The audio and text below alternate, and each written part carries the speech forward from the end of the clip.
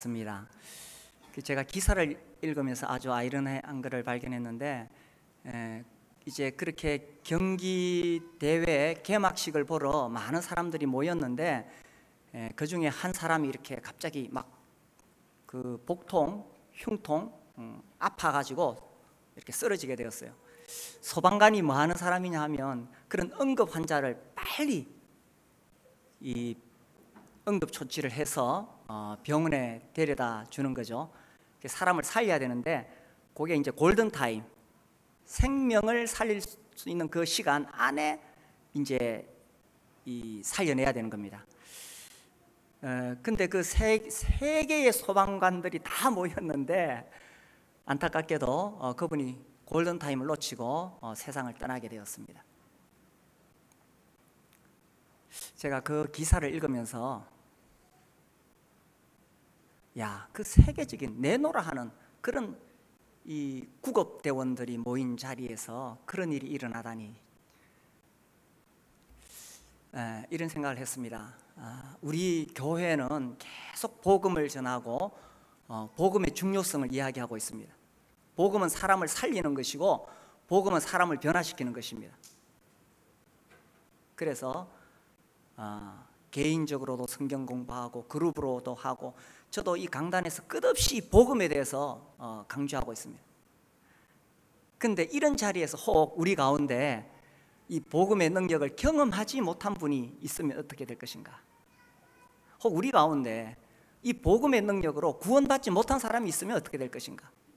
우리 가운데 이 복음의 능력을 경험하지 못해서 그냥 그럭저럭 세상 사람들처럼 살아가는 사람이 있으면 어떻게 될 것인가? 이게 이제 세계 소방관 경기대회에서 정말 세계적인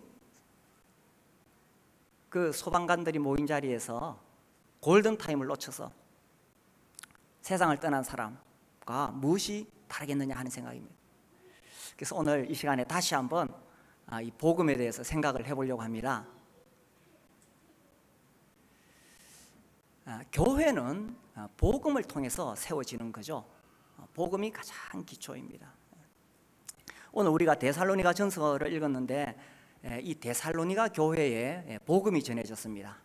그리고 교회가 세워졌지요. 그 장면을 우리가 사도행전에서 잠시 좀 보겠습니다. 사도행전 17장에 보시면은 데살로니가 교회가 어떻게 세워졌는가, 17장 1절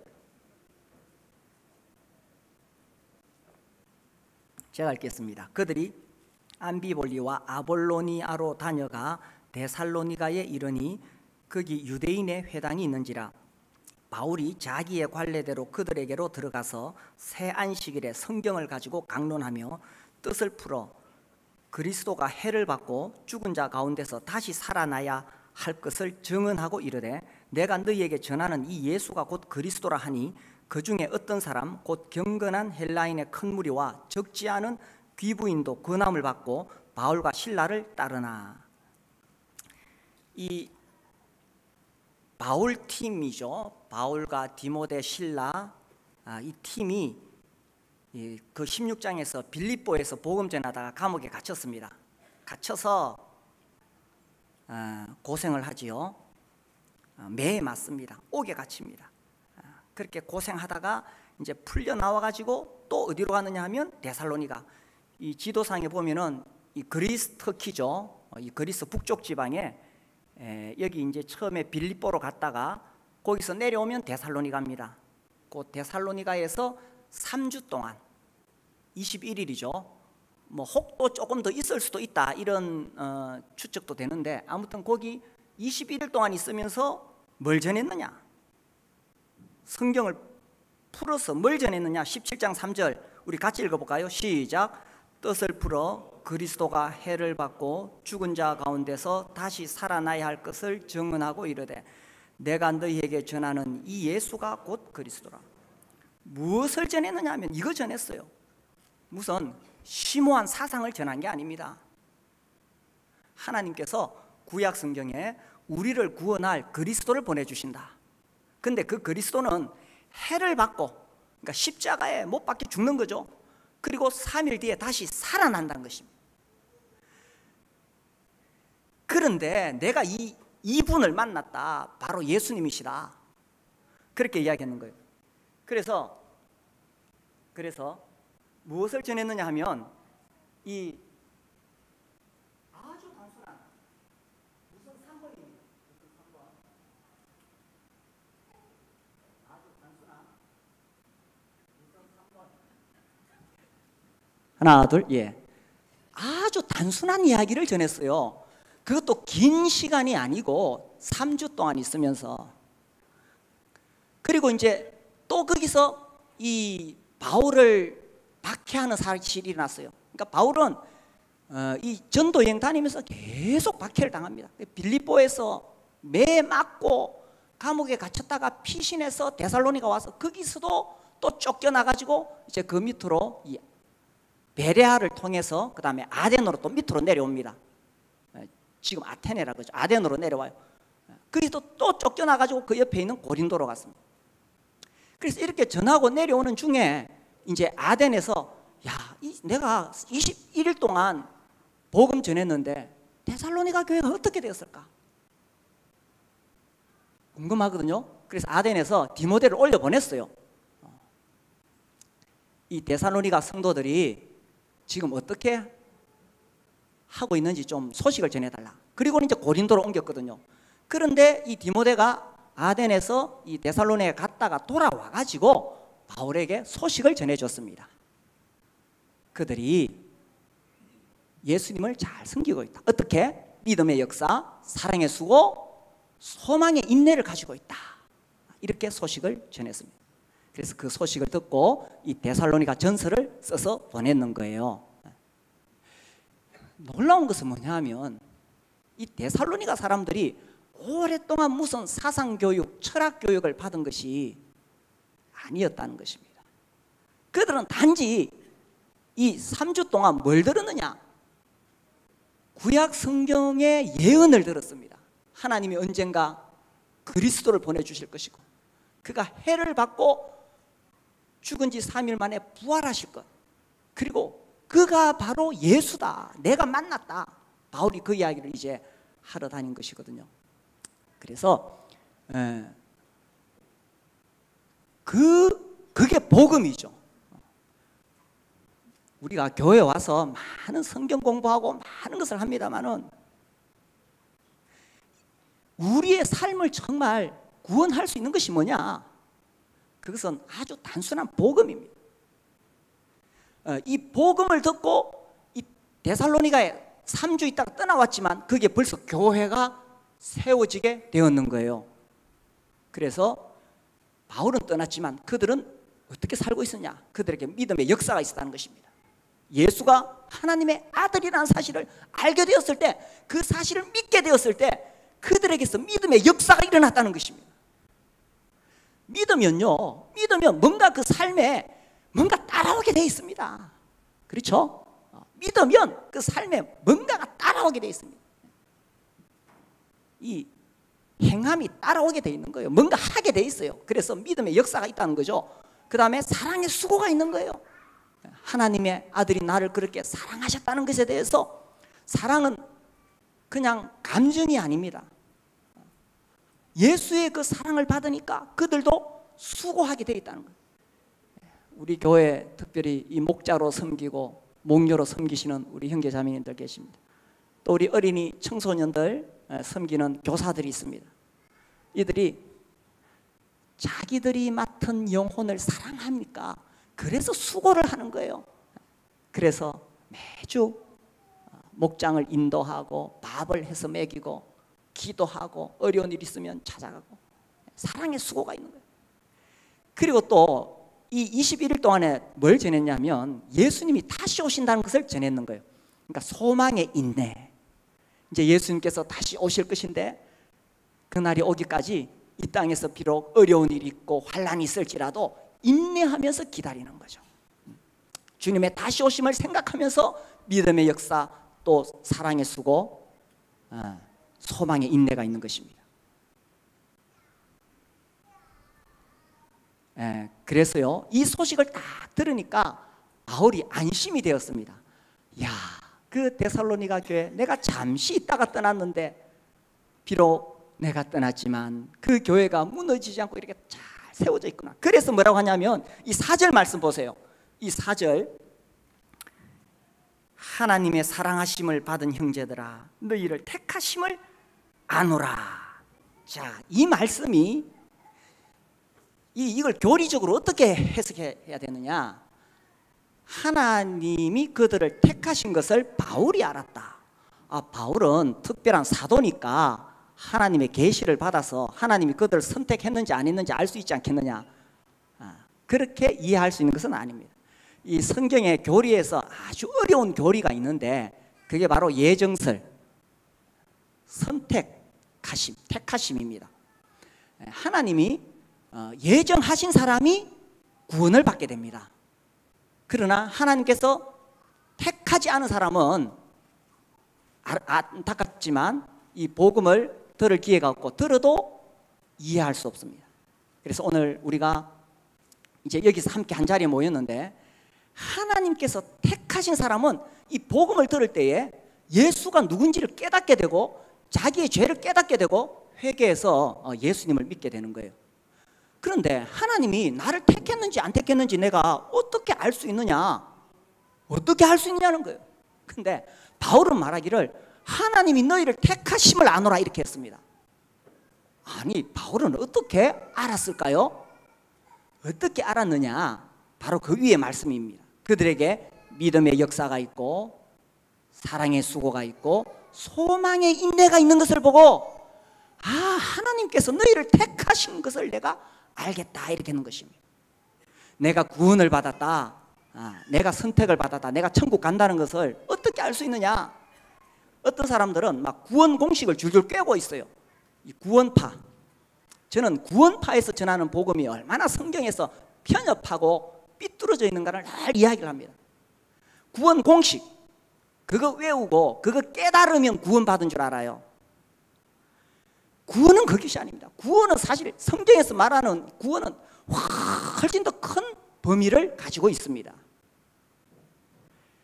그래서요, 구원 공식 깨달았다, 언제, 장소, 구원받은 장소를 알아야 되고 구원받은 날짜와 시간을 알아야 되고 구원받은 말씀을 알아야 되고, 물론 우리 많은 사람들이 그런 경험을 가지고 있습니다. 장소와 시간과 또 말씀을 가지고 있습니다. 그러나 그것이 나를 구원한 것은 아니라는 거예요.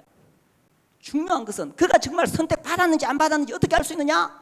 바울처럼 정말 그 사람을 통해서 믿음의 역사가 있는가? 그가 정말 사랑의 수고를 하고 있느냐? 소망의 인내를 가지고 주님을 맞이할 준비를 하고 있느냐?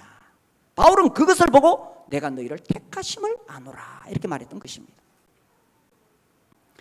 지난주에 제가 어떤 형제님 만났는데 자기 교회에 요즘 재침내 받는 사람들이 많대요.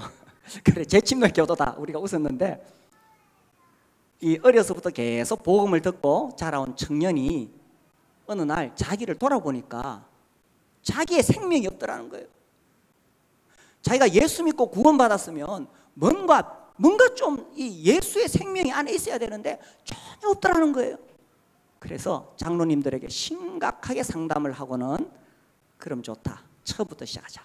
그래서 복음반에 들어가가지고 처음부터 다시 복음을 듣고 진실하게 회개하고 예수님을 구주와 주로 모셔드리고 침례를 새로 받았대요. 이 간증을 하니까 다른 여러 청년들도 도전을 받아서 다시 재침례 받는 일이 있었대요. 나는 그 청년의 용기가 대단하다고 생각합니다. 침례를 받았다고 구원받은 것은 아닙니다. 정말 내 안에 예수의 생명이 없다면 다시 처음부터 시작할 필요가 있습니다. 정말 나에게 이 믿음의 역사가 있느냐? 내가 예수를 믿기 때문에 내 삶에 그러한 역사가 일어나고 있느냐 하는 것입니다. 그래서 복음이 그들을 어떻게 구원했습니까? 그들로 하여금 그들의 삶에 사랑의 수고가 일어나도록 그들을 구원한 것입니다. 그들이 정말 다시 오실 예수 그리스도를 바라보면서 살아가도록 그들을 구원한 것입니다. 자, 두 번째 또 우리가 해볼 수 있는 질문은 그들에게 어떻게 복음이 전해졌느냐 하는 것입니다. 5절 말씀 보시면, 이는 우리 복음이 너희에게 말로만 이른 것이 아니라 또한 능력과 성령과 큰 확신으로 된 것입니다. 우리가 너희 가운데서 너희를 위하여 어떤 사람이 된 것은 너희가 아는 바와 같으니라. 그들에게 어떻게 복음이 전해졌냐? 말로만 아니라, 말로만 아니라. 그렇죠. 물론 우리가 말로 복음을 전해야 됩니다. 그런데 말로만 아니라 능력과, 이 능력, 이 복음에는 능력이 있습니다. 우리 로마서 1장 16절 보겠습니다. 로마서 1장 16절.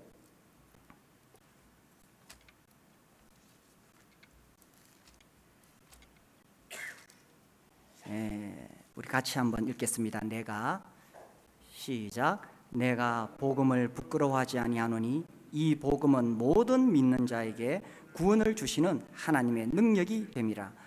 먼저는 유대인에게요, 그리고 헬라인에게. 바울은 복음을 부끄러워하지 않았습니다. 이 복음을 말로 열심히 전했습니다. 왜냐하면 이 복음은 모든 믿는 자에게 구원을 주시는 하나님의 능력이 됨이라. 이 능력이라는 단어가, 여기서 나온 단어가 여기서 발전해서 나중에 다이너마이트가 됩니다. 다이너마이트 아시죠? 그 길을 내거나 할 때 앞에 큰 장애물이 있으면 그거 넣어가지고 팍 폭발시킵니다. 이 복음은 그렇게 사람을 구원하는 능력이 있다는 것입니다. 꽉 폭발해가지고 사람들이 그 복음을 통해서 뒤집어지는 거예요. 저는 이 말씀 읽을 때마다 어떤 분의 그 아주 참 적절한 예화가 떠올라요. 그분이 이렇게 설명했습니다. 자, 여기 포탄이 하나 있다. 이 포탄을 가지고 적군을 향해서 집어 던지니까 그 포탄에 맞고 적군 한 사람이 죽었다. 그러면서 야, 이 포탄이 능력이 있다. 그렇게 말하면 웃겠죠. 포탄을 어떻게 써야 됩니까? 대포에 넣어가지고 포탄을 팡 쏘면은 적들이 수십 명 그 폭탄에 맞으면 팍 이렇게 쓰러지는 겁니다. 그게 포탄의 능력이겠죠. 우리는 어쩌면 이 복음의 능력을 제대로 알지 못하니까 억지로 이 복음을 가지고 사람을 어떻게 해보려고 하는 것이 아닌가.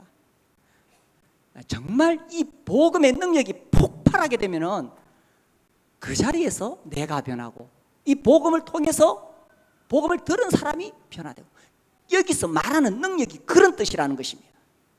복음에는 능력이 있다. 그 능력이 그런 다이너마이트가 폭발하듯이 그런 능력이 있다는 것입니다. 그래서 이 복음이 데살로니가 사람들에게 능력으로 전해졌고 성령을 통해서도 전했고, 그렇죠. 우리가 이 사도행전 17장 3절 읽었지만 바울이 장황한 무슨 설교하지 않았습니다. 아주 단순한 이야기였습니다. 예수가 그리스도이다. 그런데 예수가 그리스도라는 사실을 어떻게 알 수 있느냐? 인간의 이성으로 알 수 있는 것이 아니에요. 예수님은 하나님의 비밀입니다. 그것을 깨닫게 하시는 분이 성령이십니다. 그래서 성령께서 우리에게 비추어 주실 때 내가 죄인이고 예수님이 나의 구주시구나 하면서 우리가 예수님을 모셔드리게 되는 것입니다. 그래서 구원을 받는 것이지요. 그래서 성령을 통해서 전해졌을 때 이 데살로니가 사람들에게 변화가 왔던 것입니다. 또한 큰 확신으로 바울은 이런 확신을 가지고 있었습니다. 사실 바울은 예수님 알기 전에 세상에서 잘 나가던 사람이죠. 아주 혈통도 훌륭하고 또 가말리엘의 문화에서 최고의 학문을 가졌고 그 당시 최고의 엘리트였고 잘 나가던 사람이었습니다. 그런 사람이 예수 믿는 사람들을 붙잡으러 다녔습니다. 자기가 생각할 때 예수는 이 거짓 메시아거든. 이 예수는 가짜거든. 그러니까 예수 믿는 사람을 붙잡아서 감옥에 넣으려고 쫓아다니다가 부활하신 예수님을 만나는 거예요. 그리고는 정신이 번쩍 들죠. 주여 니시니까 나는 네가 핍박하는 예수니라. 그래서 사도 바울이 정신이 번쩍 들어가지고 예수가 진짜 하나님의 아들이 맞구나. 그래가지고 하루아침에 그의 인생이 완전히 뒤집어진 것입니다. 그리고 사도 바울은 성경을 읽으면서 구약을 자세히 읽으면서 확신을 가지게 되었습니다. 예수가 하나님 아들 맞구나. 자기가 기다렸던 메시아는 이 땅에 와서 해를 받는 메시아가 아니었어요.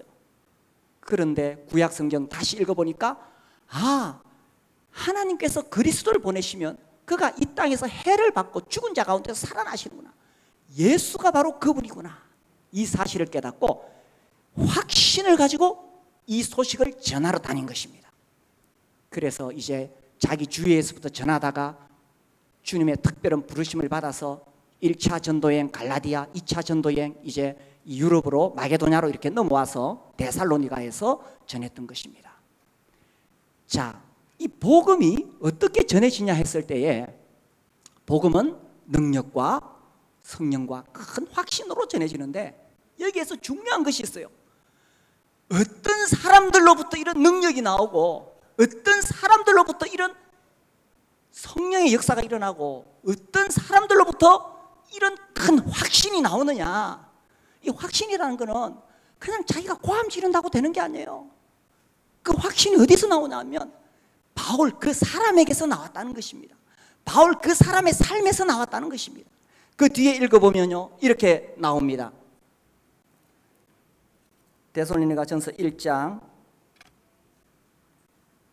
6절에 보시면 또 너희는 많은 환난 가운데서 성령의 기쁨으로 말씀을 받아 우리와 주를 본받은 자가 되었으니, 우리와 주를 본받은 자가 되었으니, 여기서 우리와 주를 본받았다는 것은 바울의 삶 자체가 그들에게 복음이었다는 것입니다. 바울의 어떤 삶이나 많은 환난 가운데서 기쁨으로, 성령의 기쁨으로 받았다. 사도 바울이 어쩌면은 이렇게 마차 타고 가가지고 안락한 마차 타고 편안하게 가가지고 거기서 사람들 모아서 복음 전했다면은 효과가 없었을지도 모릅니다. 그런데 지금 사도 바울은 어떤 입장입니까?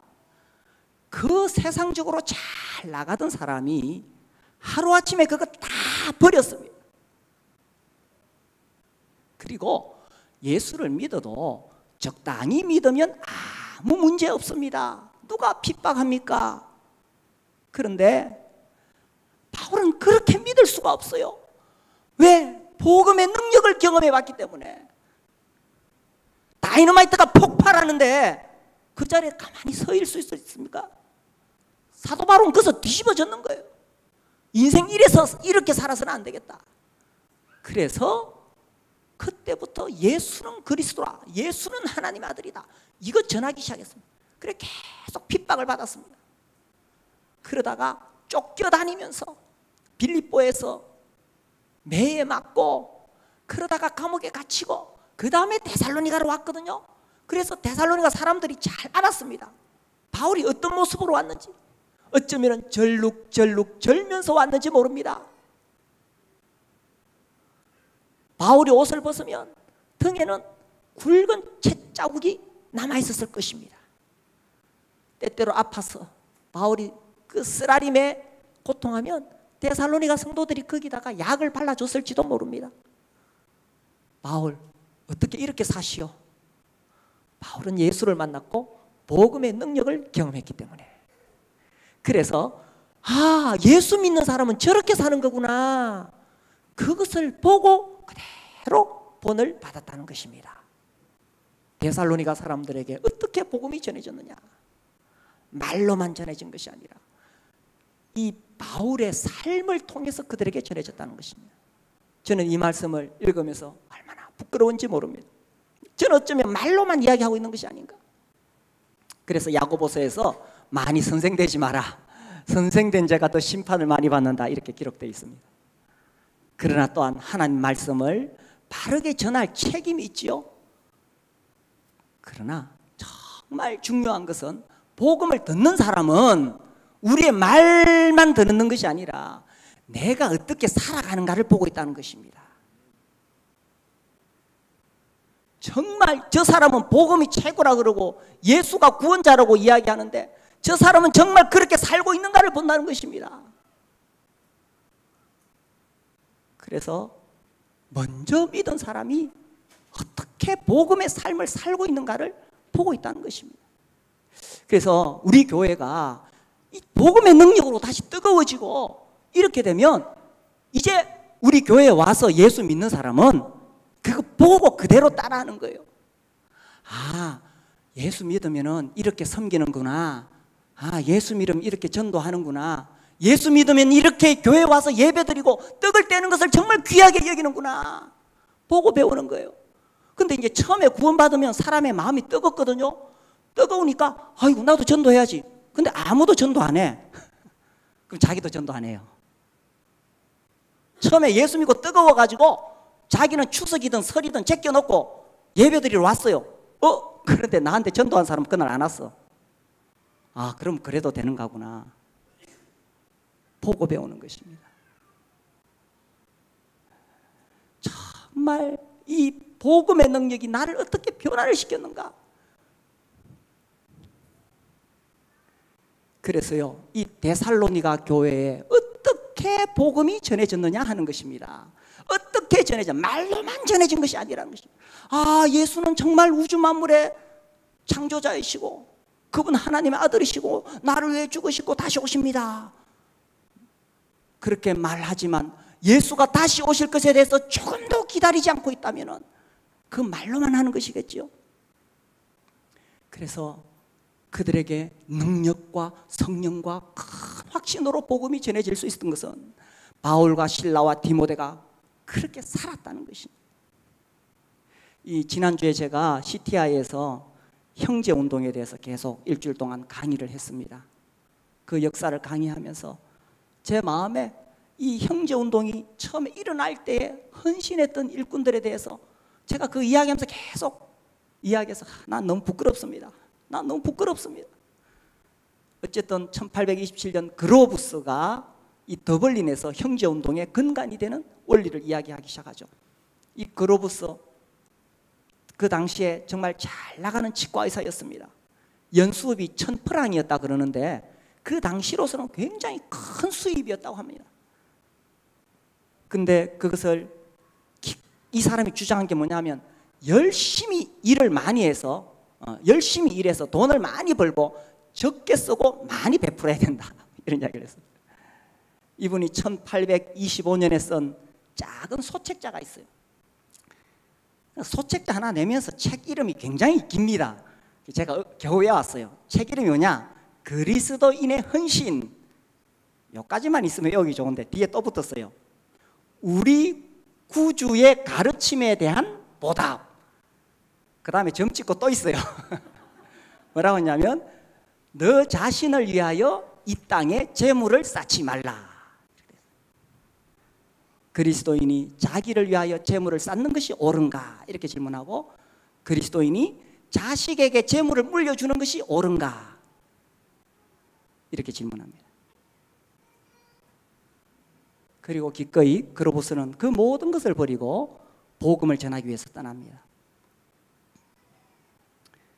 이 로버트 체프만, 이 사람은 덴마크에서 부유한 상인의 아들로 태어났습니다. 하인들이 가득한 화려한 집에서 프랑스 신부의 교육을 받으면서 자랐습니다. 이분이 이제 나중에 교육을 위해서 다시 영국으로 와서 이 형제운동에 동참하게 되는데, 이분은 5개 국어로 유창하게 설교할 수 있었다, 이렇게 되어 있습니다. 별로 안 놀라시네. 영어도 잘 못하시면서 5개 국어로 유창하게 설교할 수 있었다. 이분이 나중에 이제 그 다 버리고 진짜 가난한 이 공장지대에 들어가가지고 거기다 숙소를 얻고 그들에게 복음을 전합니다. 그럼 나중에 이제 스페인까지, 워낙 이렇게 언어가 유창하니까 스페인에 가서 그대로 이렇게 복음을 전하고 그럽니다. 친구들이 말립니다. 그 스페인 가면은 거기는 로마 가톨릭 교도가 많기 때문에 당신 목숨이 위험하다. 그때 이 체프만이 하는 말이 모든 것이 주님의 손에 달려 있다. 나는 주님의 뜻에 따라 움직일 뿐이다 하면서 기꺼이 또 갔다 옵니다.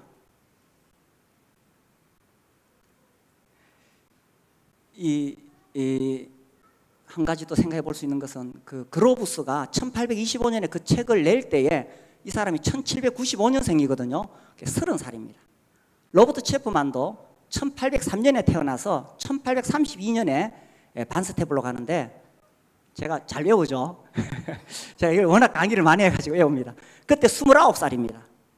그러니까 아주 젊은 날에 복음이 그들의 삶을 변화시켰기 때문에 인생을 어떻게 살아야 될지 그의 인생의 목표를 분명하게 했는 거예요. 그의 삶의 목적을 그리스도에게로 딱 조정했는 거예요. 어떻게 해서 이런 일이 일어날 수 있었느냐? 그들은 복음의 능력을 경험했기 때문에. 그래서 그런 사람들이 나와서 복음을 전하니까 1827년에 이렇게 저기서 시작됐던 이 형제운동이 순식간에 영국 전역에 그리고 19세기 중반에는 세계 모든 곳에 이 브레드린 우리와 같은 이런 모임이 생기지 않은 곳이 없었다라고 기록되어 있습니다. 우리나라에는 1960년에 이 모임이 들어와서 우리가 이렇게 매주 떡을 떼면서 우리가 브레드린 모임을 이렇게 형성하고 있죠. 그래서 데살로니가 사람들 그들에게 어떻게 복음이 전해졌느냐? 그 전하는 사람들이 정말 이 복음의 능력을 경험한 사람들이었기 때문에 3주라는 짧은 기간 동안에 이 데살로니가에 놀라운 역사가 일어난 것입니다. 이제 우리 그 다음 다시 봅시다. 세 번째 질문은 복음이 어떻게 그들을 변화시켰는가 하는 질문입니다. 8절 주의 말씀이 너희에게로부터 마게도냐와 아가야에만 들릴 뿐 아니라 하나님을 향하는 너희 믿음의 소문이 각처에 퍼졌으므로 우리는 아무 말도 할 것이 없노라.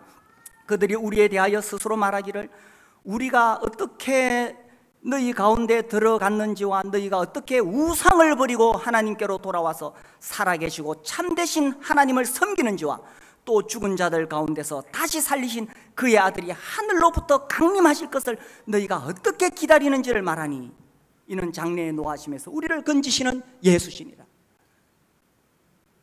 복음이 그들을 어떻게 변화시켰는가? 그들은 이 복음의 능력을 경험했을 때에 우상을 버리고 살아계신 하나님께로 돌아왔다는 것입니다. 그렇죠. 고대 시대에 정말 온갖 우상들이 다 있었습니다. 그 우상은 뭐냐? 결국은 내 만족을 위해서 만들어 놓은 신입니다. 부자 되게 해달라, 건강하게 해달라, 자식 잘 되게 해달라. 결국은 나의 만족을 위해서 만들어 놓은 것이 우상이에요. 그런데 그들이 이 단순한 복음, 예수가 그리스도다 하는 이 복음을 듣고는 우상을 다 버리고 살아계신 하나님께로 돌아온 것입니다. 복음의 능력을 경험한 사람은 우상을 다 버리는 것입니다. 오늘날 나의 만족을 위해서 내가 섬기고 있는 우상이 뭡니까? 사람은요 다 무엇인가를 숭배하게 돼 있습니다. 사람은요 무엇인가를 숭배하게, 우리 청소년들은 아이돌을 숭배할 수 있고요, 유명한 축구 선수를 숭배할 수 있어요. 사람은 무엇인가를 숭배하게 돼 있어요. 나이가 들면 돈을 숭배하고 또 결혼할 나이에 어떤 이성을 쫓아가서 그 배우자가 될 만한 사람을 숭배하고, 나이가 들면서 명예를 숭배하고 권력을 숭배하고, 사람은 무엇인가를 숭배하게 돼 있습니다. 월드컵 하는 날 막 사람들이 뒤집어지죠. 그날만큼은 축구에 그냥 완전히 막 축구를 신처럼 숭배합니다. 그 월드컵 뜨겁게 응원하는 열기로 우리가 주일날 뜨겁게 찬송할 수 있다면 얼마나 좋겠습니까? 사람들이 무엇인가를 숭배하게 돼 있습니다. 자식을 숭배하든지 아니면 내 인생의 쾌락을 숭배하든지, 이 땅에 잠시 왔다 가면서 또 사람들은 자기를 과시하고 싶어요. 어쨌든 깊은 곳에 가면 이 자아숭배죠. 자아숭배. 그런데 데살로니가 사람들이 예수가 그리스도라는 사실을 딱 듣고 그 복음의 능력이 확 깨진 다음에는 그 우상을 다 버렸다는 것입니다. 정말 오늘날도 이 십자가 복음의 능력이 우리 가운데 임하게 된다면 내가 숭배하고 있던 거 이거 다 버리게 되는 거예요. 억지로 교회에서 버려라 버려라 해서 버리는 게 아니라 정말 복음의 능력을 경험한 사람은 버리는 것입니다. 왜? 예수가 그리스도이기 때문에. 성경의 주제는 예수 그리스도이십니다. 그래서 우상을 버리고 살아계시고 참되신 하나님을 섬기기 위해서 그들이 왔던 것입니다.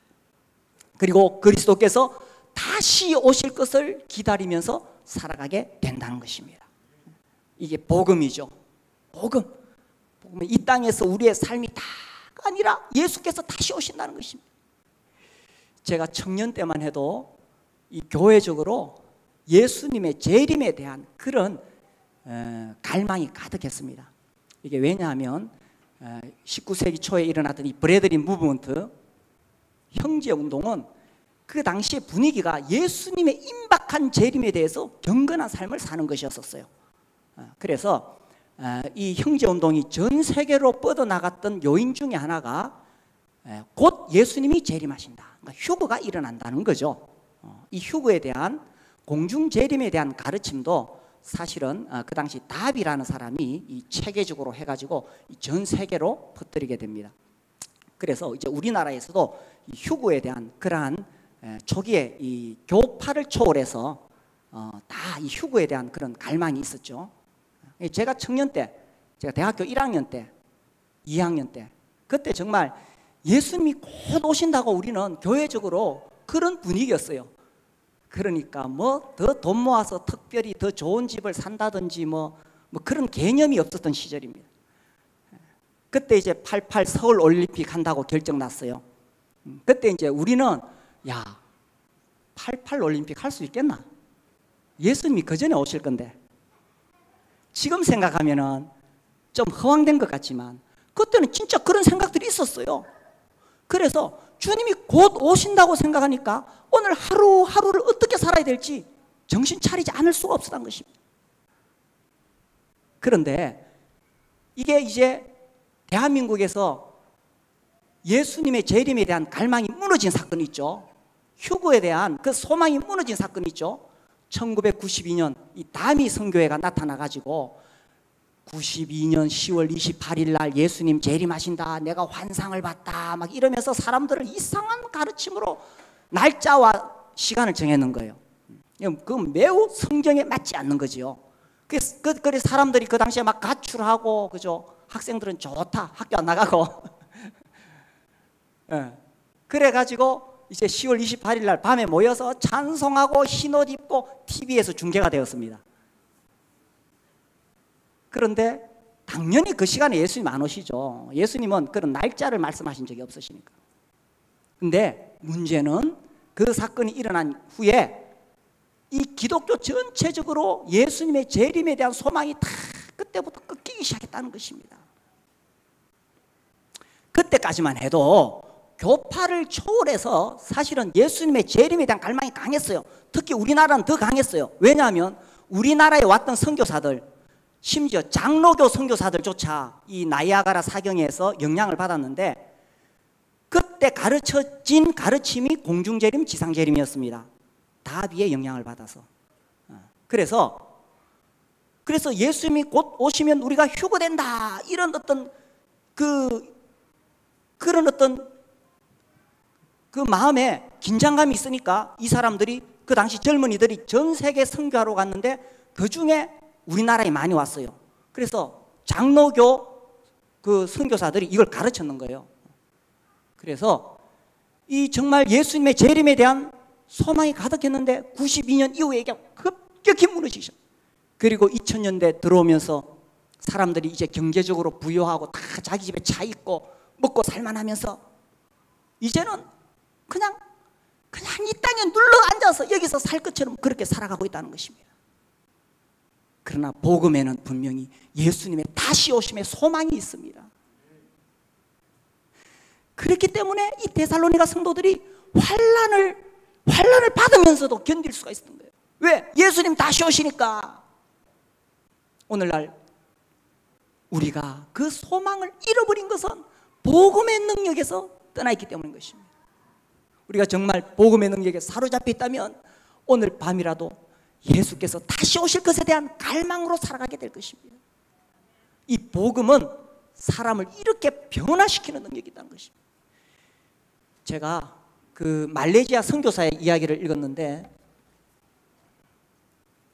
이 말레이시아 선교사가 어느 날 요한복음 5장에 말씀을 묵상했어요. 거기 보면 38년 된 병자가 베데스다 연못가에서 기다리죠.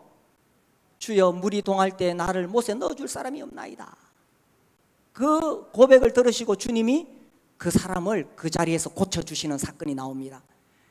그래서 이제 이 선교사가 그 말씀을 읽다가 정말 베데스다에서 주님의 못으로 밀어 넣어줄 사람이 없어서 오늘날 얼마나 많은 사람들이 이 병자처럼 그렇게 살아가는가 안타까운 마음을 가지고 전도하러 갑니다. 그날 팔라룸푸르 외곽 지역에서 전도하다가 우연히 어떤 집에 들렀다. 온통 우상으로 가득한 집에서 폐암 말기로 죽어가는 청년을 만났다. 야화라는 이름의 청년이 마치 그 38년 된 병자처럼 보였다. 용기를 내어 복음을 전했는데 놀랍게도 그는 스펀지가 물을 빨아들이듯이 복음을 받아들였다. 그리고 이제 한 달 동안 계속 가서 성경 공부를 합니다. 그러면서 이 청년이 점점 변화되기 시작해요. 그 모습을 보고 감동한 가족들이 그 청년과 함께 변하기 시작했다. 마약 복용으로 감옥에 갔던 큰형, 완고한 불교도였던 부모님, 모슬렘인 둘째 형과 형수가 차례로 예수님을 영접하였다. 그러는 중에 집안에 있던 모든 우상을 없애고 온 가족이 세례를 받았다. 그 후 야화는 주님 나라로 갔지만 그의 가정이 복음에 서 있는 것을 보고 감사하면서 그러면서 주님 나라로 갔던 것입니다. 복음은 사람을 변화시키는 능력이 있습니다. 우상을 버리고 주님께로 돌아오는 능력이 있습니다. 교회의 기초는 복음입니다. 교회가 우리가 더 활발하기 위해서 더 재미있는 프로그램을 만들고, 물론 오늘 오후에 우리가 가을 운동회도 합니다만은 더 재미있는 프로그램도 만들고 뭐 유명한 강사들 모셔서 연설도 듣고 뭐 교회는 그렇게 해서 부흥하는 것이 아니라 이 복음의 능력이 있을 때에 부흥하는 것입니다.